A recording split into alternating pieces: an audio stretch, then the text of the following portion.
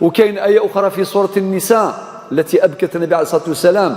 الصحابي اللي كان يقرأ قال له اقرأ علي، قال له عليك أقرأ عليك وعليك أنزل. بعد قال النبي عليه الصلاة والسلام أحب أن أسمع من غيري.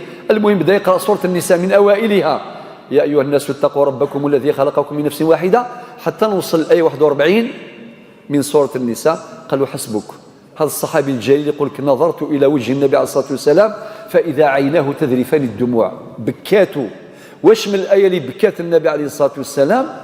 الآية هذه اللي تقول فكيف إذا جئنا من كل أمة بشهيد وجئنا بك على هؤلاء شهيدا.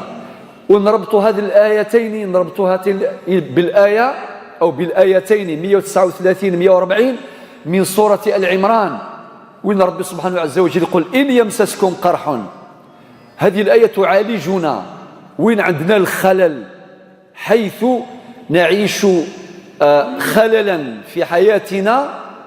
العلاج راه موجود في هذه الآية. ربي يقول إن يمسسكم قرح، وقروحنا كثيرة، فقد مس القوم قرح مثله وتلك الأيام نداولها بين الناس وليعلم الله الذين آمنوا ويتخذ منكم شهداء والله لا يحب الظالمين. إذن آيات تكلفنا بقدر ما تشرف الأمة، ولكن في الوقت نفسه تكلف هذه الأمة لتحقق مقتضيات الاستخلاف فوق الأرض.